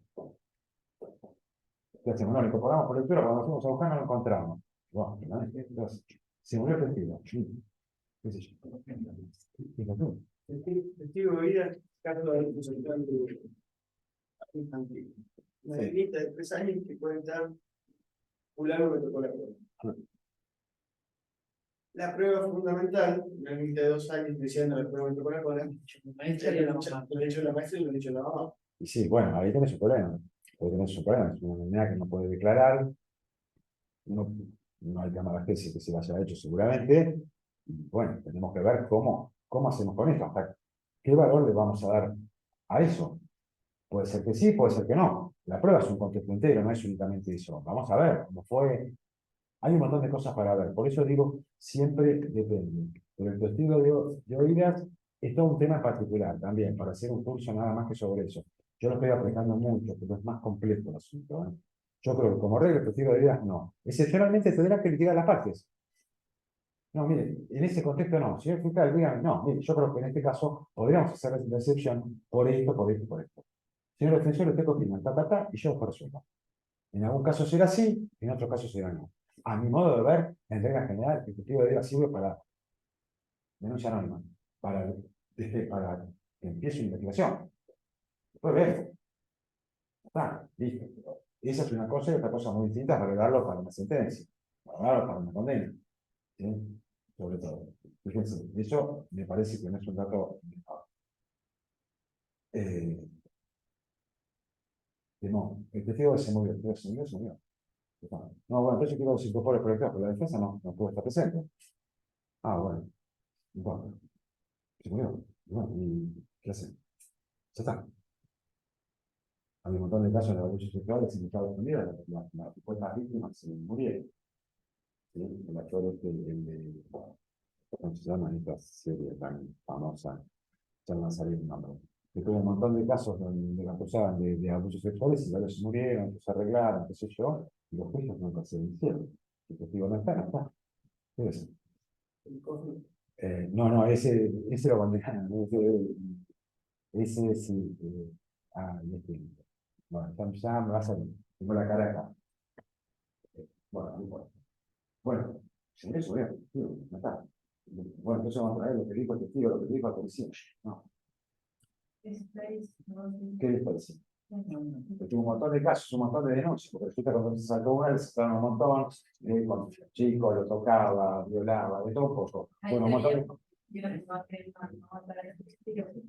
montón de casos hubo que se cayeron porque algún testigo no estaba, lo encontraron, lo se cubrió, etc. Y bueno, es así, el sistema es así. Eso, hagamos juicio más rápido, tratemos de protegerse la prueba, tampoco puedo proteger toda la prueba, si no te vas a hacer adelantos secundarios de prueba en toda la prueba, porque lo que quiero es poner todo, qué sé yo. Y sí, puede pasar. Una cosa muy distinta es que me digan, al testigo lo asesinaron. Bueno, ahí la cosa cambia. Ahí la cosa cambió. Al testigo lo asesinaron. Está bien, no está aprobado, fue imputado, pero por gente se cae. Bueno, ahí ese testigo sí. Fíjense, todo depende. Es muy amplio, es muy difícil cerrarnos en una sola cuestión. Y otro tema que me parece importante, 5:15, hacemos 10-15 minutos más y se viene una pregunta o algo. Lo del perjuicio indebido. Perjuicio indebido significa que es prueba que genera un perjuicio, que es más el perjuicio que genera que lo que probamos. ¿Sí? Toda la prueba de la otra parte, la prueba que produce la fiscalía le genera un perjuicio a la defensa. Pero el perjuicio, si la supuesta víctima está y va a venir a declarar, le causa un perjuicio a la defensa. Pero es un perjuicio, una carga que la defensa tiene que soportar, ni la otra. Un perjuicio debido. Pero hay cierta prueba que genera un perjuicio indebido. Puede generar confusión, dilaciones indebidas, generar esto de inflamar los ánimos, ¿sí? Exacerbar los sentimientos más profundos. Si yo muestro un montón de fotos muy escabrosas, evidentemente, no solo los jueces, sino cualquier persona, si yo muestro un montón de fotos de una autopsia, de un bebé, degollado, lo que sea, son cosas que generan un impacto inflamatorio de ánimos para el momento de decidir lo que ver. ¿Sí? Bueno, eso se litigará. Y tendríamos que ver si en realidad hay 80 fotos de la autopsia. El fiscal quiere que se muestren en el juicio. La pregunta del defensor diría, no, perdón, pues yo estoy de acuerdo que la persona murió de 67 puñaladas, caso Farrell. ¿Sí? ¿Para qué se van a mostrar? No tiene sentido, sería para inflamar los ánimos, para ver todo lo que fue, si estamos de acuerdo. Hay una estipulación probatoria que Farrell mató a su ex mujer con 67 puñaladas. ¿Para qué vamos a estar las fotos? Bueno, algo parecido pasó en realidad, porque nosotros escuchamos a la fiscal y hablamos mucho con los personas. A ver, yo fiscal, dígame por qué sí. No, porque yo quiero mostrar que hubo lesiones ceríticas. Ceríticas son lesiones que se causan para generar dolor. Muy bien. Fíjense, ¿no? La litigación. Yo, pues, bueno. Interesante. Señor defensor, ¿usted qué opina? No, bueno, mire, sí, está bien, lesiones ceríticas. Pero ¿cuántas? ¿Las 80 son lesiones ceríticas? Muy buen punto. Señor fiscal, lo estoy actuando un poco, no fue tan así, pero lo estoy poniendo para que se den cuenta cómo sería la litigación. Yo no conozco nada, yo estoy tratando de resolver. Dígame, dice, no, es cierto, las 80 son demasiadas. ¿Cuántas necesitan? Y yo creo que con 10 estamos bien. Bien, de 80 pasamos a 10. Yo trato de generar consenso, pues yo no quiero resolver cosas que después las partes, yo estoy tratando de alguna manera de componer para que la prueba entre todos. Después decidirá otro juez, no yo. A ver, señor defensor, no, 10 me parece son muchos. Porque después empezamos con eso, ¿no? Empezamos con ese chicaneo, con eso de, no sé si ustedes vieron, la recomiendo, porque no la vio, la recomiendo, yo por ahí departamento de dije, para no repito la cosa, el juicio de O.J. Simpson, donde se plantea un caso donde le piden sacar pelo a O.J. y el defensor, el defensor de Estados Unidos, no, bueno, está bien, ¿pero cuántos? Pues no, necesitamos una gran cantidad. No, uno. Dijo, un solo cabello, uno. Después empiezan, quizás el defensor, en el caso que usted conté, me diga, no, la verdad que 10 me parece son muchos. Bueno, a ver, señor, no, 10 son necesarios. Bueno, mire, parecería que son 10, porque acá me está diciendo, yo no voy a resolver el fondo, él me está diciendo por qué quiere mostrar las fotos. Bueno, está bien, supongamos, el defensor dice, bueno, pero está bien, admito 10, pero que sean en blanco y negro, para que el impacto que generan no sea tan fuerte. Ah, buen punto, ¿usted qué opina? No, bueno, sí. Listo, nosotros listo. 10 fotos en blanco y negro o 10 fotos en color o lo que sea. Fíjense, lo de acuerdo. ¿Tiene un impacto? Y sí, las fotos tienen. ¿Tienen alguna relevancia? En algún caso será que no, y en otro caso será que sí. Puede ser que el fiscal no me diga por qué necesito las 80 fotos, y puede ser que en el caso se muestren o no se muestren. Por eso digo, depende. Para resolver eso, el juez tiene que hacer un análisis subjetivo de si es más el perjuicio que genera que lo que prueba, esa prueba no es admisible. Y lo vuelvo a decir, si el perjuicio que genera esa prueba es más fuerte que lo que termina demostrando, y en eso yo tengo que tener un contexto general, digo que otras pruebas pueden probar lo mismo, si esto genera un mayor perjuicio que lo que demuestra, esa prueba no es admisible. Caso contrario es al revés. Si es más lo que prueba que el perjuicio que genera, la prueba es admisible. Es un juicio de valor que tiene que hacer el juez. Y por supuesto, el juez decide y la defensa protesta. Y después, en un juicio por jurado, tendrá que demostrar que la incidencia de esas fotos pudo haber tenido que ver con la decisión que terminó tomando el jurado. Y por supuesto, todo esto en el contexto de qué hacemos con esta prueba. Esta prueba, esto que se resuelve. Algunas legislaciones prevén, por ejemplo, ya con las más modernas, que esa decisión del juez ante el juicio puede ser recurrida ante una instancia muy rápida para decir, lo que resolvió el juez, me dijo que no a la nulidad, quiero que lo vean 2 jueces más, o 3 jueces más. A ver si está bien o no. Después de formular el proceso. Y sobre todo en el juicio por jurado se entiende más porque la fiscalía no tiene recursos, se queda sin prueba. Hay casos en los que el caso se puede modificar, pero hay casos en los que puede ser que yo me quede sin prueba.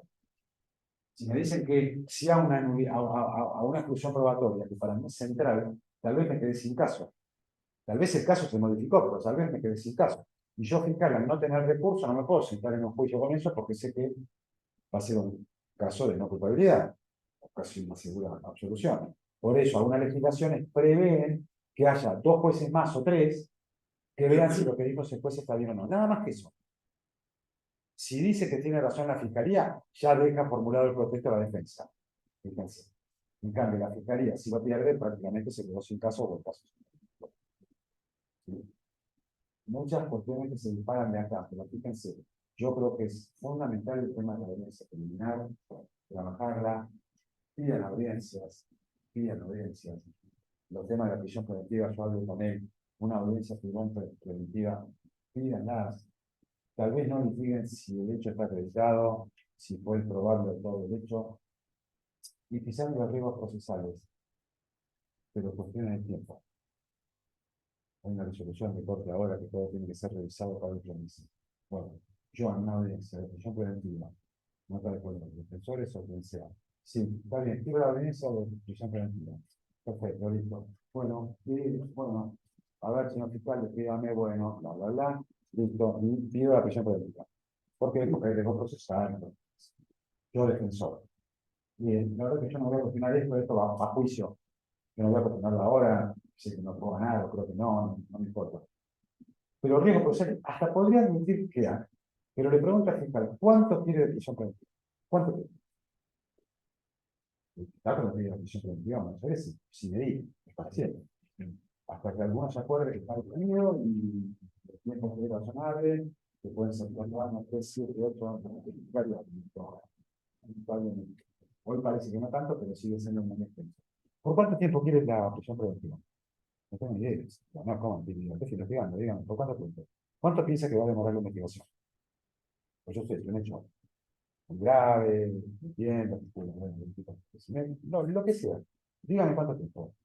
Y yo creo que necesito hasta terminar la investigación, o sea que 1 año sería, según como están los plazos de ustedes, no importa. Bueno, señor defensor, ¿usted qué opina? Yo, pues, no, 1 año me parece mucho. A ver, ¿qué prueba le falta? Bueno, falta hacer esto. No puede ser antes. Porque así nos volvemos a ver. Si usted necesita más después, me lo viene a decir. Estoy esperando un estudio que no me vino. Yo pedí la prisión preventiva por 6 meses. A los 6 meses me presento, pido una audiencia. Yo fiscal digo, ¿se acuerda, señor juez? Yo dije 6 meses. Pero por circunstancias ajenas a mí, no pude hacer esto. Pido la prisión preventiva por 2 meses más. ¿Sí? ¿Lo podemos hacer o no? ¿Sí o no? Fíjense. Ese es un indicio que no se pone, me parece que es claro. Con esto que hablamos de tratar de lograr que los procesos sean en otro tiempo, o por lo menos continúe investigando, pero le damos una alternativa a la prisión preventiva. Le damos un monitoreo electrónico, lo que ustedes quieran. Está bien, listo, ustedes toman 6 meses más, tómenselo. Pero la libertad no libre, o no sé si la prisión preventiva, pero me parece que lo podemos dar. Fíjense, con monitoreo electrónico, con GPS. Pero fíjense, esas son pequeñas cosas y me parece que el sistema lo vamos a empezar a cambiar con orgullo, y forzando a los jueces que decidan y forzándonos a todos a levantar la frontera. Y no necesariamente tener que seguir recurriendo eternamente para lograr la famosa sentencia firme, para luego sí decir, bueno, me arruino, ya está. Cuento el último caso que tiene que ver con algo que nos pasó a nosotros, que tiene que ver con esto que yo hablaba antes. Alguien que había sido condenado a 18 años de prisión y había estado únicamente 2 años de prisión detenido, porque después, por una cuestión de tiempo irrazonable, le dieron un cese, ni siquiera condicionado de nada, una persona que había matado a la mujer.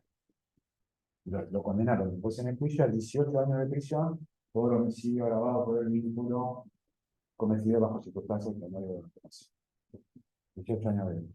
Perfecto. Fue a casación, Provincia. Casación, confirmó. La persona sin libertad. La persona alcohólica. En el interín, no solo fue referente de Alcohólicos Anónimos, pasó tanto tiempo, fue a la corte por supuesto confirmó. Fue a la Corte Federal, estaba con el recurso interpuesto, le dijeron que no, interpuso la queja. Cuando vino a hacer el planteo, se presentó y dijo con el defensor: ¿quiere detenido? ¿Cómo quiere detenido? Le dijeron en el tribunal. Yo resolví como... ¿Quiere detenido?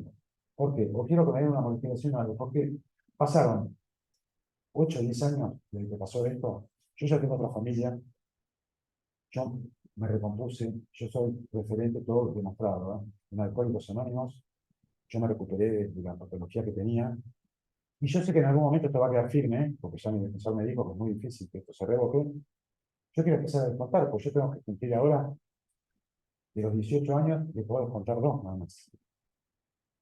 Como dijo, quiero ir detenido. ¿Qué dijo el fiscal? Fíjense qué loco. No, acá no es riesgo procesal, usted no puede ir. No digo, claro, el riesgo procesal si lo ves, la persona siempre tú, y se presentaba religiosamente, tenía que ir una vez por mes al juzgado, la persona vive y se presentaba. Planteó interesante. Que dijimos nosotros, bueno, me causó el confusión, le pregunté, sí, qué tanto interesante, hay algún caso, sí, una tuya, me dice, de cuando yo estaba en tribunal, digo, ¿qué dice? O sea, era distinto, pero tenía algo que ver con esto. ¿Qué hicimos nosotros? Le dijimos que le dimos una modificación para que empezara a cumplir, por lo menos algo, porque por lo menos que descontara. Por supuesto, a los pocos meses o al año, lo condenaron. Por supuesto, lo detuvieron. Ya a la sentencia firme. La persona era otra, ya no tenía nada que ver con lo que había pasado, etcétera, etcétera, o el delito lo había cometido. Lo que logramos después fue bastante bueno, y siempre en la revisión, porque nos decían que no, lo pusimos en una unidad carcelaria con un montón de beneficios y ya en un estadio distinto, ya en un régimen distinto al que hubiera tenido que cumplir a partir de tener que entrar por abajo. Lo pusimos casi en un régimen donde ya podía tener cierto tipo de salida. ¿Estaba cumpliendo penas? Sí. Pero fíjense en todo esto que tiene que ver con el no cumplimiento en su momento de una pena tan alta. Esas cuestiones injustas que se plantean después. ¿Qué hago ahora? Y no tengo alternativa. Porque una vez que la sentencia quedó firme, no tengo otra alternativa. Y la persona nunca tuvo en su cabeza haber seguido. Nunca. Todo lo contrario, se recupere se recuperó. Fíjense que traigo a colación esto que dijimos antes. Para pensarlo, por supuesto, algunos me dirán, no, el principio de inocencia, yo no digo, bueno, el inocencia está, claro, sí está. Y el derecho a recursos, todo lo que ustedes quieren. Yo no otra cosa. Pero bueno, Pérez Barbera lo tiene muy desarrollado y en el último libro de actualización de Mayer habla bastante sobre eso, y las notas que tiene, y me parece interesante para debatirlo. De tantas cosas que debatimos, me parece que está. Bueno, escucho ofertas, preguntas, qué sé yo. Yo corto el video, Alejandro. Me quedó la cuestión de esto que decís, del cumplimiento efectivo y el principio de inocencia, y que son cosas distintas. Ahora, ¿cómo decir el principio de inocencia de la máxima sanción que podés aplicar? Porque digo, todo fantástico. Yo sigo con el principio de inocencia y tengo derecho a reclamar, pero me comí 5 años en cara. Digo, Sí. lo máximo que el Estado me puede aplicar me lo aplicó. Después saldrá bien y Sí. digo, es un balance de eficacia y posibilidades, no sé cómo lo. Sí, me parece que tenemos que empezar, si vemos que tiene que ver con una cuestión de ejecución de pena, si vemos que me parece que el principio de inocencia, yo no lo puse así porque me parece que usted va a ser muy cuestionado. Pero el principio de inocencia, no, el principio de inocencia se mantiene incólume después de 4 sentencias condenatorias. Es lo mismo que 3 jueces digan, usted es culpable, no lo digan. ¿Se dicen inocentes? Sí, se dicen inocentes. Pero entre nosotros, y también. Y si casación lo confirma, un poquito más. Un poquito menos, ¿no? Y me parece que eso va por un lado, sería para charlarlo, hacer un curso sobre eso nada más. Me parece que el derecho a recursos yo te lo admito. Y el principio de inocencia está, pero no tiene nada que ver. El principio de inocencia para Pérez Barbera directamente es serio, así. No, sería eterno. Y me parece que tiene un montón de implicancias y además tiene que ver en lo cotidiano. Por supuesto que hay que cambiar toda la jurisprudencia reinante hoy, ¿no? Porque después tenemos que eso. El caso que conté yo. 5 estuvieron detenidos y 5 en libertad. ¿Por qué metieron a los 5 detenidos? A los 5 estaban en libertad porque no metieron presos y 5 eliminaron. A los cuales yo los 5, bueno, para mí nunca me dieron la posibilidad de poder estar en libertad y venir. Empiezan esas injusticias. ¿Y qué hacemos? A los 5 que estaban detenidos durante 3 años le damos la libertad y se van todos en libertad después de haber sido condenados todos a 15 años de prisión. Y viendo ese razonamiento sería ese. Yo te tuve detenido hasta acá porque te podías escapar o porque bueno, está bien. Listo.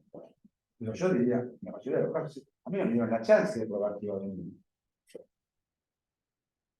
Uno de esos casos un montón, pero bueno, son pequeñas cosas que se dan, pero es para hacer un curso, y eso sí, habría que traerlo a Pérez Barbera, yo lo podría también, interesante, no lo conozco a Pérez Barbera, y muy interesante planteo, para empezar a charlarlo, porque me parece que son esos pequeños debates que creo que nos debemos, y hacen también a la credibilidad, ¿no? Alguien que alguien en prisión perpetua está en la casa como nada, lo primero que uno dice es, pero, ¿por qué no se va a los locos? Ya, no ocurre. Peligroso, bueno, tantos otros que están con prisión perpetua y la sentencia no firman, porque hay muchos, ¿eh? Si fuera así, tendrían que estar todos explotados. Esta vez se arregla un sistema recursivo que no tarda 8 años y no cargando la demora del sistema recursivo. Pero si os hablamos de sentencia firme es hasta la Corte Federal, ¿eh?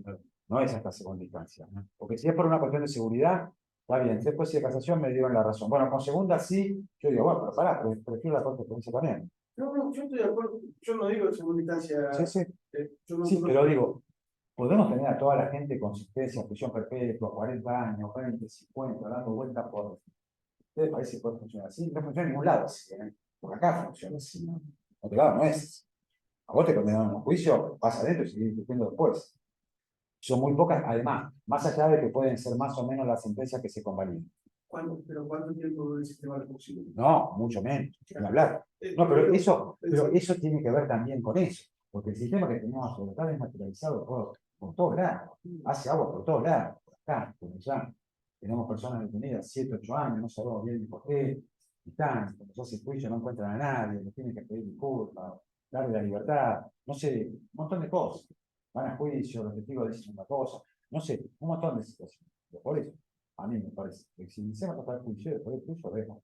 Para mí, una vez que sale un juicio, me parece que la situación cambió sustancialmente. Después vemos, puede ser que lo absuelvan, yo no digo que no, tampoco es infalible, siempre la falibilidad está, pero bueno. Igual son temas muy opinables y me parece que es un tema lindo, pero que es un tema que sería revolucionario si la jurisprudencia empezara a ver, bueno, miren, está bien, depende. Después de un juicio por jurados. A nadie se le ocurre, por ejemplo, yo que estoy en Mateo, a nadie se le ocurre que alguien te da 15 años de prisión y la persona, si está en libertad, se vaya detenido. Nadie, no conozco a uno que diga que está mal. No, porque el jurado lo dijo. ¿Qué pasa? El jurado, yo estoy en 18 años, ¿no? ¿Qué pasa? El jurado es más valioso que tres jueces, tres. Como dice, después vemos, una cosa son dos son tres. Tres. 12 me dice son culpables. ¿Pesan más que tres jueces? No. No. Con el jurado nadie lo discute porque lo discutimos con los jueces. ¿Me entiendes? No sé, creo que fue, no me acuerdo si fue en Berrío, no me acuerdo en qué provincia fue. Hubo un juez que dijo, no, hasta que no quede firme. Casi lo más. Casi lo más. Cuando el tribunal superior lo agarraron de una oreja. Y es más, cuando lo fueron casi se había ido. Bueno, se tapó. Se tapó. Fíjense. Pero bueno, insisto, es una opinión muy minoritaria, pero me parece bueno que lo conozcan porque también son cuestiones para pensar. Estos ámbitos son buenos porque ustedes son gente que les interesa, un abogado que el día de mañana van a saber cosas, no sé yo, que están en este país, pero están, no importa, pero me parece que la idea es pensar, empezar a pensar. Y como esto funciona mal, son pocas las cosas que funcionan bien, bueno, veamos a ver desde nuestro poco lugar qué podemos hacer. Pedir audiencia, sí, forzar a los jueces a hacer planteos interesantes, sí. Empezar a ver cómo hacemos para tratar de forzar a que, y bueno, y si no estoy de acuerdo, iría a una cámara, un tribunal de casación, lo que ustedes quieran. Incluso, Alejandro, la misma audiencia de información en casación, hoy, con esta institución del estancamiento, de no poder dividir entre el hecho, la prueba y el derecho, esas audiencias de casación donde podemos plantear ciertas cuestiones. Sí, totalmente. Muy. Y además no puedes ahí, además focalizás. Lo focalizás. Yo voy sobre esto, no voy sobre esto. Voy sobre esto, quiero que me escuchen porque tengo algo muy corto y muy breve. Además, sobre todo, corto y breve es fundamental. Si enoja de. No sirve, sí. No le vi nada. Una sentencia de enoja.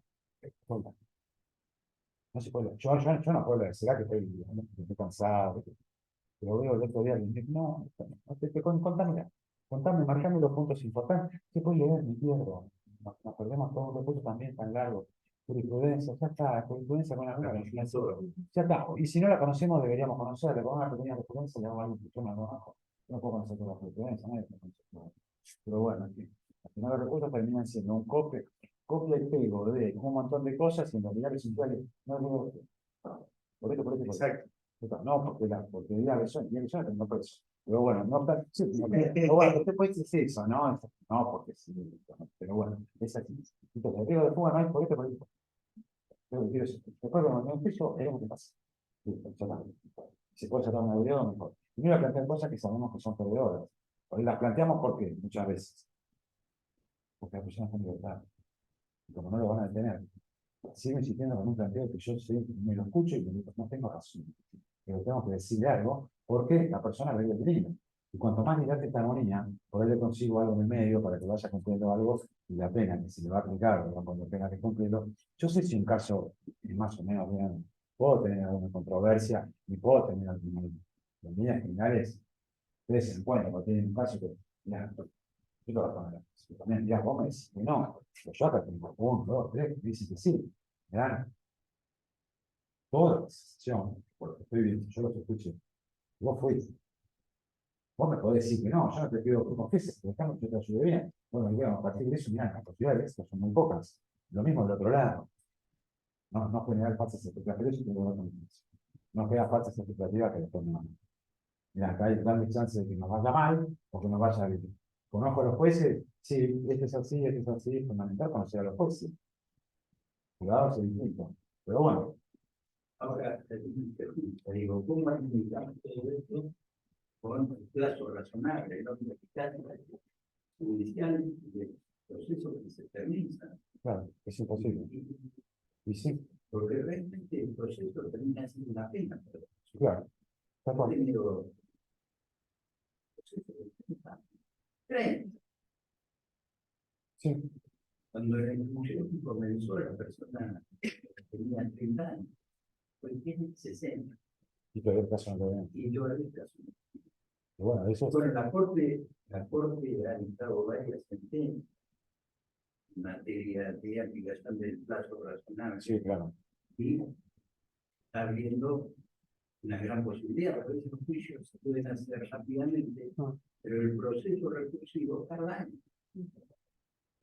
Sí, ¿Y tal cual. cómo le explicamos que es una situación? Porque eso además trae otro problema. Descalifica tanto desde el punto de vista del sistema, del abogado, del que trabaja como juez, como fiscal, como defensor. No, pero eso tiene que ver con la infinidad de recursos, con el fondo de recursos legales, un montón de cosas que tienen que ser informadas. Evidentemente, yo no puedo llegar con todos los casos a la Corte de Provincia o a la Casación Provincial. No puede ser. No puede ser. Ningún sistema puede permitir eso. Uno puede tener 4 instancias. El otro día estaba viendo un caso. Claro, te digo, y la Corte, en un juicio que se hizo, alguien que acusado de matar a la suegra. Mató a la suegra. El tribunal de jueces técnicos absolvió. El fiscal recurrió y en la mejora del recurso, la suegra, la Fiscalía de Casación dijo que no había sido juzgada con perspectiva de género. La Casación, cuando resuelve, confirma la absolución del tribunal y dice que ahí no había una cuestión de género para separar. La misma fiscal interpone el recurso extraordinario, la Casación le dice no, se va en queja, la Corte abre el recurso y dice que no fue valorado con perspectiva de género femenino y anula para que otro nuevo tribunal, otra nueva sala de casación, resuelva. Porque esa es otra pregunta que viene con lo que vos dijiste. Sí, pero también es importante. ¿Cuántos tiros le vamos a dar a la fiscalía? Exactamente. Es una corrupción muy grande, porque el derecho, digamos, a doble conforme, el derecho al recurso, es una garantía que corresponde al Estado. Los fiscales no tienen garantía. Tienen potestades, tienen competencias, tienen prerrogativas, no tienen garantía. Porque no sufren la persecución de la garantía del Estado, un aspecto lógico. Entonces, argumentar una garantía, con respecto a la ley, que es lo que es distinta a la posición que es ser imputado. Yo puedo por ley decir el Ministerio Público Fiscal. Yo creo que nosotros tenemos escrito con Andrés, Carpo, con forma activamente, algo que tiene que ver con esto. La Fiscalía, en el escenario, tiene un solo tiro. Salvo, excepcionalmente, alguna cuestión, cosa jugada irrita, no sé. El juicio por jurados, sí. El juicio por jurados es así. El juicio es uno. Se terminó el juicio, fue no culpable, se terminó. Salvo, en algunas legislaciones, que también hasta sería opinable, pero pongamos. Salvo que se demuestre fehacientemente, diciendo códigos que se haya demostrado fehacientemente que los jurados fueron sobornados o que fueron víctimas de algún delito que hicieron que, fíjense, una cuestión muy excepcional para que la Fiscalía tenga la posibilidad de recurrir a un veredicto de no culpabilidad. Es excepcionalísimo, cosas jugadas, ¿no? Creo que ya hay una sola vez. Estados Unidos, eso es. Un solo tiro, o un igual shot, una sola bala. Listo, empezó y terminó. Me juego todavía. No salió, y no salió, ya está. El caso del cambio de Durán es otro ejemplo. Sí. Me comprenden la general de yo estoy en la amicus firmando. Sí, sufrido. Y no, Aparte, cuando te anula el juicio, mandan a mí por una vez por disparar. No, y así no, de los referidos. juicio por jurados es otro jurado. Y en el jueces técnicos, cuando se anula el juicio, tiene que ser otro tribunal indiscutiblemente. No hay otra posibilidad. Todo otra cosa. mucho. Todo. Pero fíjense, no, esto que estamos hablando. Esto tiene que ver con el plazo irracional, porque además, si decimos que el derecho al recurso amplio, doble instancia, como garantía, es para el imputado, a la primera condena que yo tengo me habilita 2 más. Este caso que te digo yo, este de la suegra, que no sé cómo terminará, seguramente una que resuelva, va a revocar la sentencia anterior y lo van a condenar. Entonces, ¿qué va? Ese camino. Empieza el camino otra vez. ¿Alguno tiene alguna pregunta más para salvar? Bueno, Gracias, Alejandro. Ha sido una gran jornada. Hay muchos temas para seguir hablando, obviamente. pues bueno, por lo menos. Plazo razonable, recursos. No, bueno, esos son todos temas. Sobre todo acá en La Plata, el plazo razonable es terrible. En todos lados. Todo el mundo, a cada lugar que voy, te dice, no, usted no sabe lo que es acá. Yo trabajo en Chile, no trabajo en Suecia. Entonces, en todos lados pasaron. Yo voy a Mendoza y dicen, no, los que son los mendocinos. En San Juan, te cuento, en el sur, en Hablar, los salteños. Yo trabajo en Buenos Aires. ¿Qué piensas? Buenos Aires, ¿qué es? No, en todos lados es igual, en todos lados es igual. Pero bueno, qué sé yo, son pequeñas. Me parece que buenas estas charlas, estos talleres así para empezar a conversar, ver cuáles son los problemas, empezar a ver dónde está, y a partir de eso ir trabajando, hacer pequeñas cosas ya puntuales sobre ciertos temas, ir afinando. Ya los tribunales con este tema de la audiencia preliminar hay mucho resuelto, mucho bien resuelto desde mi punto de vista. El caso de Carolina Delpiani, creo que es ejemplo, es lo mejorcito que se ha hecho, si no lo mejor. A mí me encantó cómo resolvió, el juicio lo hizo bien, independientemente del resultado, no estoy hablando del resultado. A mí no me interesa el resultado, me interesa que estas nuevas modificaciones hagan las buenas prácticas y empezar a sacarnos bien las prácticas. Me parece que con eso solo ya ganamos bastante de todo el campo. Pero bueno, tiene que ver con un par de cosas que no. Bueno, de mi parte,